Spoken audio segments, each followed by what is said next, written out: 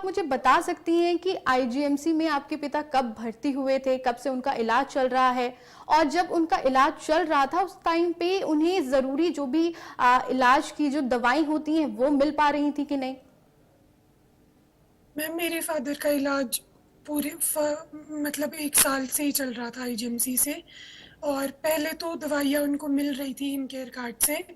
उसके बाद जो अभी उन्हें इंजेक्शन लगना था वो हमें नहीं दिया गया, जो कि बहुत ज़रूरी था उनकी हेल्थ के लिए। क्यों ये इंजेक्शन नहीं मिल पा रहा था?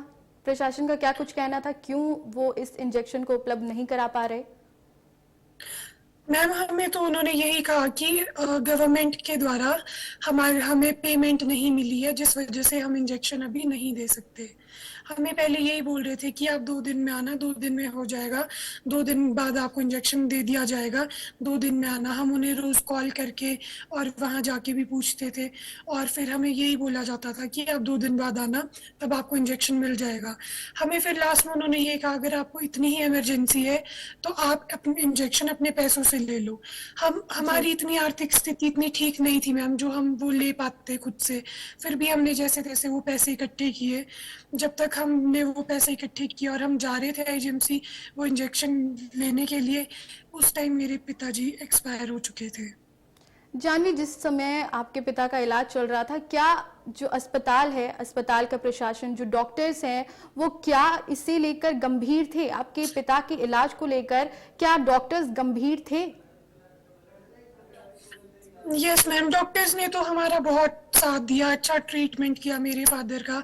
हमें बहुत सपोर्ट कर रहे थे। जो मेरे फादर को ट्रीट कर रहे थे डॉक्टर मनीष गुप्ता सर, वो तो मैम अगर हमें कुछ प्रॉब्लम भी होती थी ना, हम उन्हें कॉल करते थे तो वो कॉल रिसीव करके हमें बताते थे कि आप इस तरीके से करो, ऐसे करो।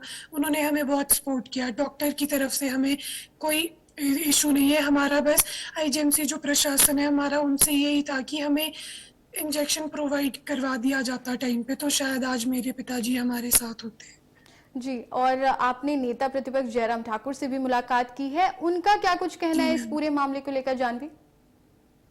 मैम जयराम सर जी भी हमें बहुत सपोर्ट कर रहे हैं, मेरा बहुत सपोर्ट कर रहे हैं।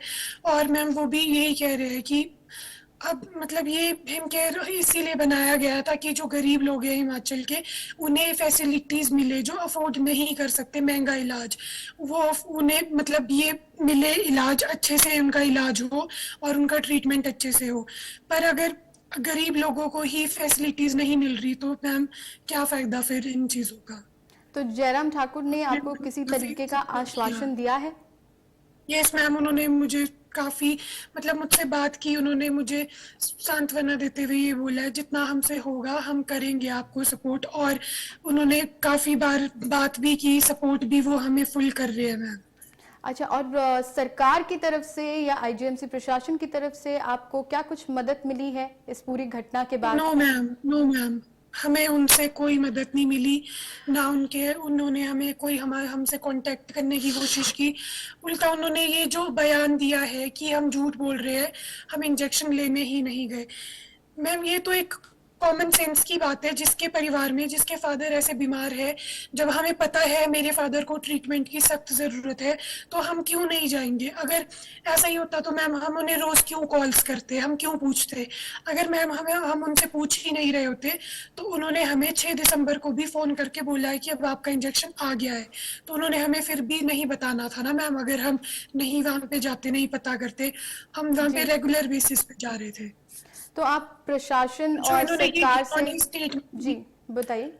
जो इन्होंने ये घिनौनी स्टेटमेंट दी है ना मैम, कि ये तो आए ही नहीं, ये इनकी छोटी सोच को दर्शाते हैं। कहाँ तो इन्हें हमारी मतलब मदद करने की कोशिश करनी चाहिए। हम लोग, मेरे फादर ही थे जो अर्न करते थे घर में, और मेरे घर में इनकम का और कोई सोर्स नहीं, अर्निंग का कोई वो नहीं है मैम। मेरे फादर ही थे जो भी करते थे हमारे लिए। तो आप लोगों ने और इस मैम अब पूरे लोग, मामले पर कोई एक्शन लेने का सोचा है कि आप इसके आगे क्या एक्शन लेंगे इस पूरे मामले को लेकर? मैं तो यही चाहती हूँ कि हमें न्याय मिले, जिसकी इसमें गलती है उसके खिलाफ कार्रवाई हो। मेरे फादर तो अब जा चुके हैं मैम, वो तो नहीं आएंगे, ये बात हम जानते हैं। पर मैं ये चाहती हूँ मैम कि आज के बाद किसी के भी साथ ऐसा ना हो, क्योंकि बहुत सारे गरीब लोग हैं हमारे हिमाचल में जो इतने महंगे इलाज अफोर्ड नहीं कर सकते। मैं बिल्कुल नहीं चाहूँगी कि जैसे मेरे पिताजी हमें छोड़ के जा चुके हैं वैसे किसी और के साथ हो। इस चीज़ पे कार्रवाई हो कि क्यों नहीं प्रोवाइड कराई जाती है चीज़ें, जब सरकार द्वारा ये गरीब लोगों के लिए ही बनाई गई है स्कीम्स। और मैम हमने पूरा जब वो लिया था ना प्रीमियम इस चीज़ का, तो फिर हमें वो चीज़ क्यों नहीं मिली। मैंने ये भी पढ़ा कि अगर आपके परिवार ने ये भी आरोप लगाया है कि हिमकेयर योजना में बैलेंस होने के बाद भी जो है आपको वो इंजेक्शन नहीं दिया गया। जी मैम, उसमें 5 लाख तक का इंक्रीमेंट मिलता है, तो हमने तो अभी 1.5 लाख या उसके आसपास ही मेरे पिताजी का इलाज हुआ था हिम केयर कार्ड से। तो मैम हमारा बाकी वो भी तो बचा हुआ था ना। अगर मतलब हमारी आर्थिक स्थिति इतनी ठीक होती कि हम खुद से ला पाते इंजेक्शन और ये महंगी चीज़ें, तो मैम हम हिम केयर कार्ड से क्यों ही करवाते। हमारी आर्थिक स्थिति इतनी ठीक ही नहीं थी, और ये चीज़ें बनाई ही इसीलिए गई है जो गरीब लोग हैं हमारे हिमाचल के, उनको इसकी सुविधा मिले और वो भी अच्छा इलाज कर सके। जानवी, आप सरकार और प्रशासन से क्या उम्मीद करती हैं अब? मैं बस यही उम्मीद करती हूँ कि हमें इंसाफ मिले और आज के बाद आइंदा किसी के साथ ऐसा ना हो। हमारे घर में तो मैम कोई सपोर्ट सिस्टम है ही नहीं। अब मेरे फादर ही थे, वही हमारे लिए सब कुछ कर रहे थे। मेरी खुद की अभी स्टडी चल रही है, मेरा भाई भी छोटा है, मेरी माता जी बीमार रहते हैं, इनकी भी रोज़ की दवाइयाँ चल रही है मैम। मैं बस यही चाहती हूँ कि इंसाफ दे, और जो चीज़ मतलब जिसमें इसकी गलती है उसके खिलाफ कार्रवाई हो। आइंदा किसी और नागरिक के साथ ये चीज़ ना हो कभी भी। अच्छा जानवी, मैं आप युवा इसीलिए हैं, ऐसे इसीलिए में बोल रही जो हूँ। अस्पताल प्रबंधन है और हमारी स्वास्थ्य प्रणाली है, उसमें आप क्या चाहती हैं कि क्या बदलाव हो कि आगे चलकर ऐसे जो केसेस आते हैं ये सब कुछ ना देखने को मिले? मैम मैं यही चाहती हूँ जो लाइफ सेविंग ड्रग्स है, जो मतलब कैंसर, हार्ट पेशेंट और ये सीरियस सीरियस प्रॉब्लम्स है ना, जो इसमें लाइफ सेविंग ड्रग्स है वो हॉस्पिटल में अवेलेबल होने ही चाहिए। क्योंकि मैम सब इतने होते नहीं है फाइनेंशियली स्ट्रॉन्ग कि वो सारी चीज़ें मतलब खुद से ले पाए। वो बहुत सारे इतने गरीब लोग हैं हमारे हिमाचल में भी जो नहीं कर पाते हैं। तो मैं यही चाहती हूँ कि आइंदा ऐसा ना हो, और ये ड्रग तो लाइफ सेविंग ड्रग तो होने ही चाहिए ma'am available. Jahnavi, India ma'am एक न्यूज एक ऐसा इंजेक्शन की वजह से प्लेटफॉर्म है किसी की जान ना जाए। जिसके जरिए आप अपनी आवाज सरकार तक पहुंचा सकती हैं। ऐसे में आप जी अपने अपने आखिरी स्टेटमेंट दीजिए कि आपको सरकार तक क्या पहुंचानी है, आपकी अपनी बात रखिए जानवी। मैं ये चाहती हूँ जैसा हमारे साथ हुआ वैसा आज के बाद किसी और के साथ ना हो, और जो ये इलाज जो है ये फ्री जो मतलब मिलनी चाहिए, जो ज़रूरी दवाइयाँ है वो अवेलेबल करवाई जाए।